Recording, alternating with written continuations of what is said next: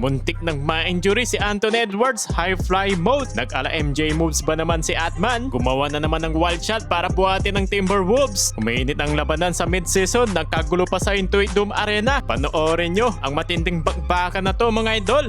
LA Clippers versus Minnesota Timberwolves. Bakbakan naman ngayong gabi sa Intuit Dome Arena. Panalo kaya ang Clippers nang wala si Kawhi Leonard mga idol at maging maganda kaya ang performance ni Benedict Mathurin, ang former Indiana Pacers. Sinimulan kaagad ni DiVincenzo ng 3-pointers to start the game. Long 2-pointers naman ang sagot ni Benedict Mathurin. Palitan ng basket si Jaden McDaniels at galing pa rin kay Mathurin ang opensa ng Clippers at sinundan niya ng counted and one ni Derek Jones Jr. Naitala naman ni Anthony Edwards ang kanyang first field goals of the night. Sa harap yan ni Nicolas Batum. Bumitaw naman ng 3 si Brook Lopez pero agad naman yan dito kinounter ni DiVincenzo mula sa wing 3-pointers. Kumanda ng driving layup naman si Benedict Mathurin and Anthony Edwards with the authority.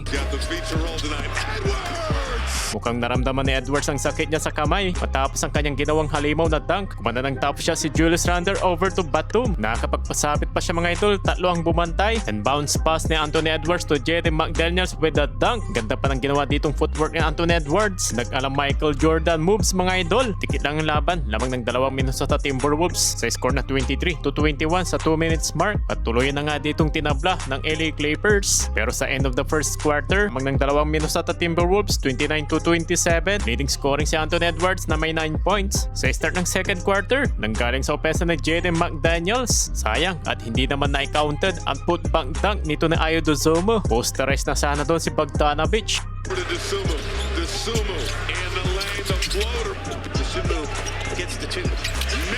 Nakapag-steal naman si Donte DiVincenzo with the easy transition dunk. Naging masama naman ang bagsak nito ni Naz Reid. Kaya naman, napabalik kagad ang locker room si James Reid. I'm just kidding mga idol, Naz Reid. Nahirapan naman ng Clippers sa mahigpit na depensa ng Timberwolves mga idol. Turnover ang inabot ng home team. Pasok pa ang circuit shot ni Donte DiVincenzo. Lamang ng 7 points ang Minnesota Timberwolves. Sa turn on of fadeaway jumper ni Atman. Nagtapos naman sa corner 3 points ni Bogdanovic. Up by 6 points ang Minnesota sa end of the first half, 44-38. Sa pagpasok ng third quarter, slow start sa magkabilang team. 10 minutes mark na makapagtala ng punto sa Derek Jones. After nyan, hard foul naman ginawa dito ni Jaden McDaniels kay Benedict Mathurin at hindi nagustuhan yun ni Chris Dunn mga idol. Rumes back, nagkabalyaan sila ni Jaden McDaniels.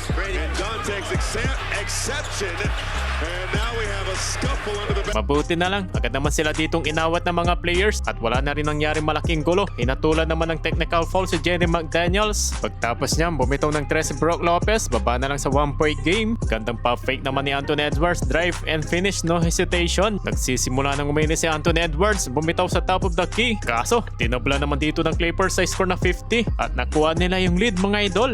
11 in the second. Tumawag ng timeout si Coach Fringe, 52-50. Right after the timeout, nanggaling pa rin sa pesa ni Derek Jones with a driving finish. Eto, napakalupit naman ang ginawa dito ni Anthony Edwards. Napahang time sa depensa ba naman ni Brook Lopez.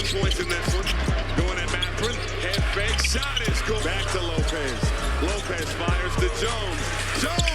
Anthony Edwards with a driving layup, total of 20 points. At sinundan niya ng catch and shoot ni Donte DiVincenzo. Pasok ang 3-pointers. Highlights naman yung opensa dito ni Kobe Sanders. Naiwan yung depensa ni Julius Randle. Nakakontrol pa rin ng Clippers ang lead mga idol, 68-63. Heading to the fourth quarter. Sa fourth quarter, umatake kagad ng driving floater si Naz Reid. At sinundan niya ng corner 3 points ni Donte DiVincenzo. Back-to-back 3 points galing naman kay Bones Highland to take the lead. Well, sumagot naman ng 3-pointers si Kobe Sanders. Napabayan mula sa corner. Nagtabla naman yung laban mga idol nang may pasok ni Bogdanovic ang kanyang isang free throw. Pero nasa momentum pa rin ng Wolves ang lead.